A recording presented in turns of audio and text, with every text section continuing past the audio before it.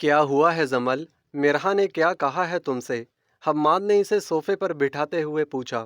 اگر سارا ہماری سگی بیٹی ہوتی تو ہمیں اس کو کہیں بھی ساتھ لے جانے کے لیے کسی کی اجازت کی ضرورت نہ پڑتی، ہم پورے حق سے اسے ساتھ لے جاتے نا۔ زمل کی آواز رند گئی تھی۔ کیا کہا ہے مرحا نے؟ حماد کو زمل کی باتیں سن کر بہت تکلیف ہو رہی تھی، اسی لیے زمل سے پوچھنے لگا، شاید مرحا سچ ہی کہہ رہی ہوگی کہ سارا تھک گئی ہے۔ زمل نے حماد کے ساتھ ساتھ خود کو بھی تسلی دینے کی کوشش کی تھی۔ اب تم کیا چاہتی ہو؟ حماد نے زمل کا ہاتھ پکڑتے ہوئے پوچھا۔ ہم بازار چلتے ہیں، جیولر سے سیٹ بھی اٹھانے ہیں، اپنے اور سارا کے کپڑے بھی سلنے کے لیے دیے ہوئے تھے تو وہ بھی لینے ہیں، اور تھوڑی شاپنگ کرنی ہے۔ ابھی نکلیں گے تو ہی سب ہو پائے گا نا۔ زمل نے خود کو نارمل ظاہر کرتے ہوئے کہا تو حماد نے تائید میں سر ہلایا۔ ٹھیک ہے، میں انتظار کر رہا ہوں۔ اور وہ حمزہ کہاں ہے؟ اس نے نہیں جانا کیا؟ حماد کو یاد آیا تو اس نے پوچھ لیا۔ اس نے کہا کہ لیڈیز کی شاپنگ میں میرا کیا کام ہے، آپ لوگ چلے جائیں۔ اور ایک طرح سے صحیح کہا ہے اس نے۔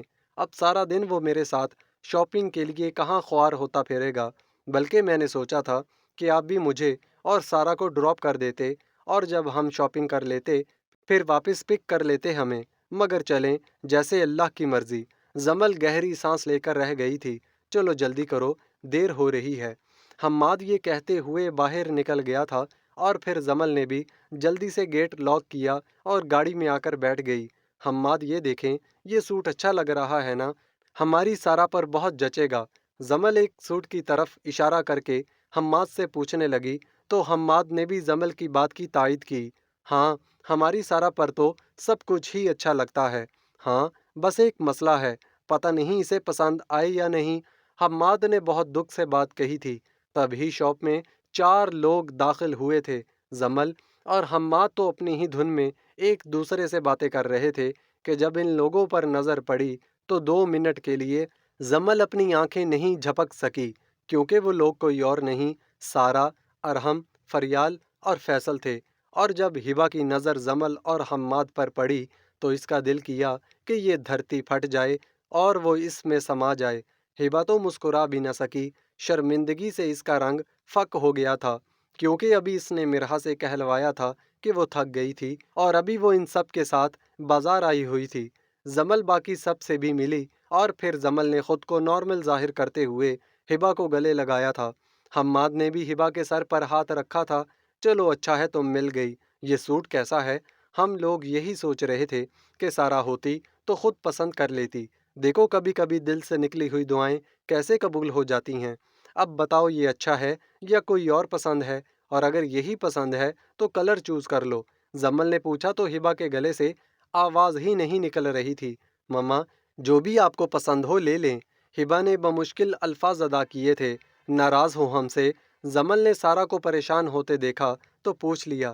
نہ نہیں مما میں ناراض نہیں ہوں۔ سارا بہت شرمندہ تھی مگر وہ کسی سے کہہ بھی نہیں سکتی تھی۔ یہی ٹھیک ہے، بلکہ بہت پیارا ہے، مجھے بہت اچھا لگا۔ اور سارا کے کہنے پر زمل نے وہ سوٹ اور 3-4 اور سوٹ اس کی پسند سے پیک کروا لیے تھے۔ جیسے ہی مرحا نے زمل کو فون کر کے ہبا کے ساتھ جانے سے منع کیا تھا، اس کے فوراً بعد ہی فریال بھابھی کا فون آیا تھا۔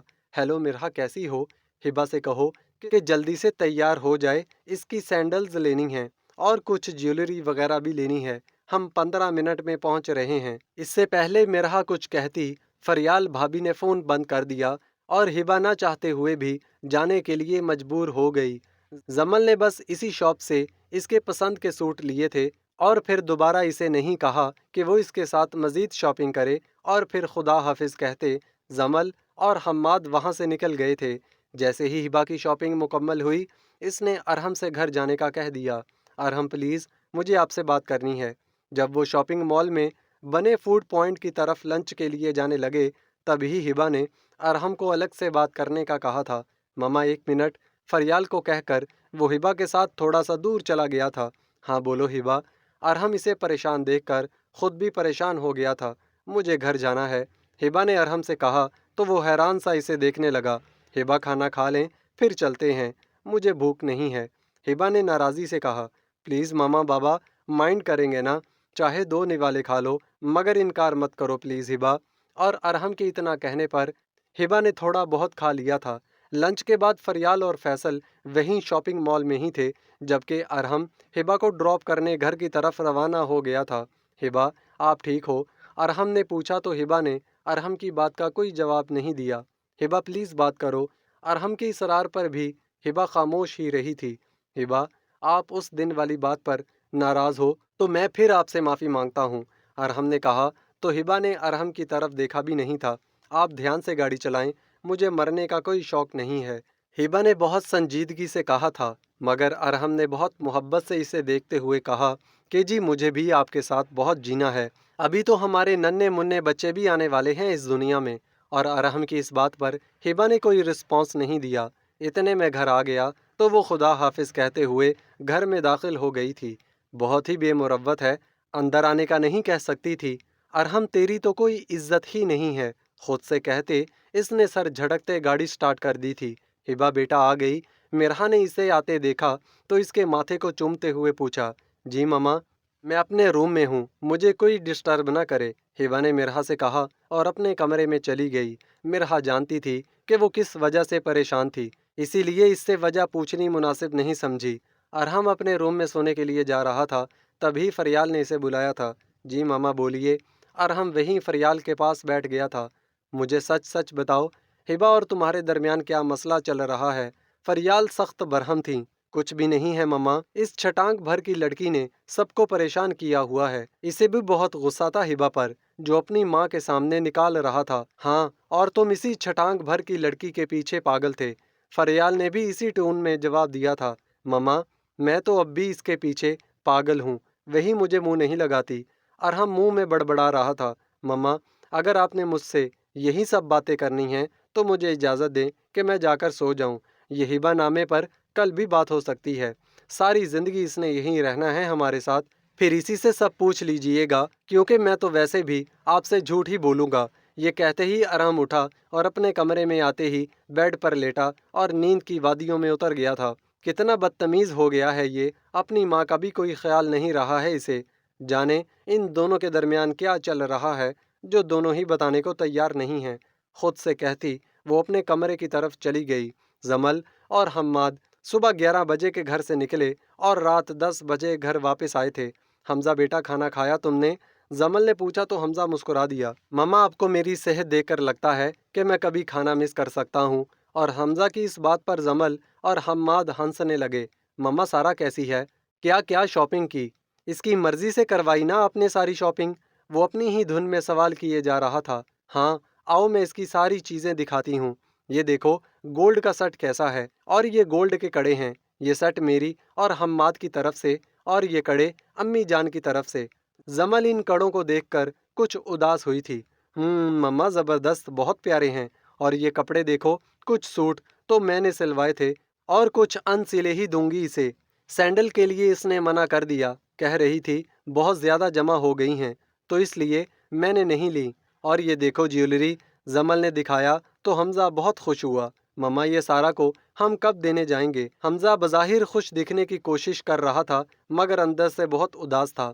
हमजा, एक बात पूछूं? जमल ने कुछ सोचते हुए कहा। जी मम्मा, कहिए। हमजा ने जमल की तरफ देखा था। अम्मी जान की वसीयत थी कि ये कड़े मैं तुम्हारी दुल्हन को पहनाऊं, मगर अब ये सारा को देने लगी हूँ। तुम्हें कोई एतराज़ तो नहीं है? और जमल की इस बात पर हमजा तल्खी से मुस्कुराया था, क्योंकि वो जानता था, क्योंकि अनीसा बेगम की हमेशा से यही ख्वाहिश थी कि सारा इसकी दुल्हन बनती, और यही वजह थी कि उन्होंने जमल से ऐसा कहा था। मम्मा, मेरी तरफ से आप सारा को पूरा घर उठाकर दे दें, मुझे कोई एतराज़ नहीं। और ये जेवरात, सोना चांदी, पैसा दौलत कुछ नहीं होता है। असल चीज़ तो दिल का सकून होता है, जो अगर मुयस्सर ना हो तो दुनिया की कोई दौलत आपके काम नहीं आ सकती। बस मेरी दुआ है कि वो हमेशा खुश रहे। ये सब कहते हुए हमजा जमल के गले लगा था, और चुपके से एक आंसू हमजा के गाल से फिसल कर जमल के दुपट्टे में जज्ब हो गया था। अगले दिन जब मिरहा किचन में चाय बना रही थी, तभी एहतशाम वहाँ आया था। मिरहा, सब खैरियत है ना? जी भाई, सब खैरियत है, लेकिन आप क्यों पूछ रहे हैं? मिरहा ने एहतशाम की तरफ हैरानगी से देखा था। मुझे लग रहा है कि हिबा कुछ ठीक नहीं है। इससे पूछो, अगर इसे कोई मसला, कोई परेशानी है तो हमसे कह सकती है। मिरहा, मैं ये नहीं चाहता कि ज़िंदगी में जो परेशानियां तुमने उठाई हैं इन सब का सामना इसे भी करना पड़े। एहतशाम ये सब बोल कर रुका नहीं था और मिरहा बस गहरी सांस लेकर रह गई थी। हिबा मेरी जान, तुम बाहर क्यों नहीं आ रही? सब तुम्हारा पूछ रहे हैं। मिरहा हिबा के रूम में आई तो वो दूसरी तरफ करवट लिए लेटी थी और मिरहा की आवाज़ सुनते ही हिबा ने आंखें बंद कर ली थीं, जो कि रो रो कर सूज चुकी थीं। मुझे पता है कि तुम जाग रही हो, अगर बात नहीं करना चाहती तो ये और बात है। मिरहा ने हिबा के बाजू पर हाथ रखते हुए कहा तो हिबा फौरन से उठकर मिरहा के गले लगकर रोने लगी। क्या हुआ है मेरी बच्ची? अगर तुम अरहम की वजह से परेशान हो तो मैं और जुहैब इससे बात करेंगे कि इसने तुम्हें ऐसा क्यों कहा। मिरहा ने इससे अलग होते हुए कहा, नहीं मामा, वो बात नहीं है। कल जब हम एक शॉप में इंटर हुए तो वहाँ मामा बाबा पहले से मौजूद थे। वो मेरे बारे में क्या सोचते होंगे आपको नहीं पता मामा, कि उस वक्त मेरे दिल पर क्या गुजर रही थी, और शायद मामा बाबा भी मुझे देखकर काफ़ी हैरान थे। और पता है मामा, मैं तो मामा बाबा से नज़रें ही नहीं मिला पा रही थी। हिबा अब भी रो रही थी। पता है माँ बाप अपने बच्चों से कभी नाराज़ नहीं होते। और अब जल्दी से फ्रेश हो जाओ, जमल और हम्माद भाई अभी थोड़ी देर में पहुंच रहे हैं। वो सारी चीज़ें लेकर आ रहे हैं जो तुम्हारे लिए ख़रीदी हैं। मिरहा ये सब कह कर जाने ही लगी कि हिबा फिर से बोल पड़ी, मम्मा, मगर फिर अरहम। अभी हिबा की बात भी मुकम्मल नहीं हुई थी कि मिरहा ने इसे चुप करवा दिया। इसे मैं देख लूँगी, तुम रिलैक्स हो जाओ। ये देखो सारा, ये सेट कैसा लगा तुम्हें? जमल ने दिखाया तो वो भी मुस्कुरा दी। मामा, सब कुछ बहुत अच्छा है। अच्छा, ये कुछ सूट मैंने सिलवा दिए हैं, पहन कर देख लो, फिटिंग वगैरह सही है या नहीं, फिर मुझे बता दो। जमल ने कहा तो हिबा ने कहा, मामा आप भी मेरे साथ आ जाएं, कैसी लग रही हूँ? हिबा सूट पहन पहन कर दिखा रही थी और जमल इसे देख कर खुश हो रही थी। अल्लाह मेरी बच्ची को नज़र बद से बचाए, आमीन। जमल ने दिल ही दिल में दुआ देते हुए इसका माथा चूमा था। फिर लड़कियों ने ढोलकी रखी थी और रात गए तक इनके घर शुगल मेला जारी रहा था। अगले दिन मायो का फंक्शन था। घर में बहुत गहमा गहमी थी, जहाँ हर कोई बहुत खुश था, मगर बिया बहुत उदास थी कि जिस बहन को वो अपना दुश्मन समझ रही थी, इस बहन ने कुछ ही दिनों में इसके दिल में घर कर लिया था। हिबा आपी, आपके बिना मैं कैसे रहूँगी? बिया ने हिबा के पास बैठकर रोना शुरू कर दिया। ओहो, मैं आती रहूँगी ना, और कभी तुम मिलने आ जाया करना। हिबा ने इसके आंसू साफ करते हुए कहा। वो दोनों अभी बातें ही कर रही थीं कि मिरहा वहाँ आई थी। चलो हिबा, तैयार हो जाओ, जमल आने वाली हैं, पॉलर जाना है। तुमने फिर कुछ देर में। जमल आई तो वो हमजा के साथ पॉलर चली गई। बिया, बात सुनो। हिबा चली गई तो मिरहा बिया के पास आकर बैठ गई थी। जी मामा।